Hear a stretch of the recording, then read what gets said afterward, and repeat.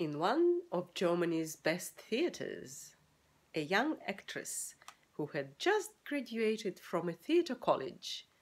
These days she is a very famous actress in the roles of dramatic and tragic old mothers, gave her debut.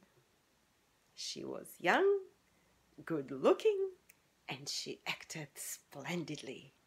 The theater shook with applause.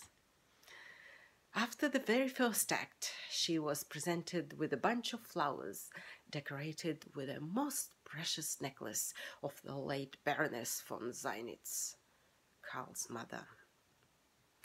The Baron gave away this necklace because it had been sitting in his pocket, jabbing into his side with the sharp end of the locket fastener. After the second act, several persons of substance who were present in the theatre at the time went backstage to express their admiration to the debutante. Among those of substance, von Zeinitz too was present. Backstage for him felt like home. Having had a glass of champagne in the dressing room of the Jean Premiere, he headed to the dressing room of the rising star. The door of the dressing room was closed. He knocked. "What are you doing?" The persons of substance were shocked. "You forget yourself. You forget that this is not a circus, not an operetta, not the Salon Madame de Leu. You are devilishly audacious, Baron." "You think so?" "I'm just impatient," replied the Baron. "But she will come out presently. Won't your patience last for 2 or 3 minutes?" "It won't." "But this is indecent. Maybe she's getting dressed now." "Maybe," answered the impatient Baron, and knocked on the door once more. "Who is there?" A young female voice was heard from the dressing room. "Me," replied the Baron. "Who are you?" "One of the admirers of your talent. I, to say properly, don't understand a thing about your talent, but I'm being told that you act wonderfully, and I'm in the habit to believe what people say. Open up." "This is strange. I'm in my dressing room. One can't enter the dressing room. And who are you?" "I'm Baron von Zeinitz. I have some business to discuss with you."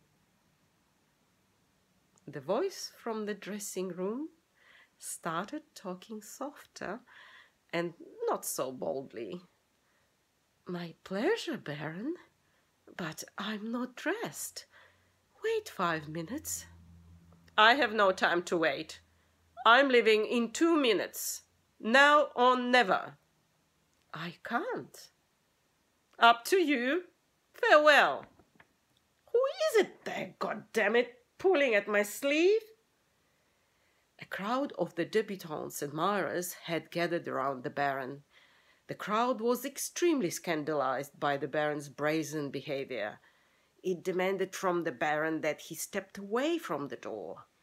The debutante's fiancée, who was in the crowd, pulled at his sleeve. "Step away from the door, if you please," shouted the admirers. "And if I don't, then what?"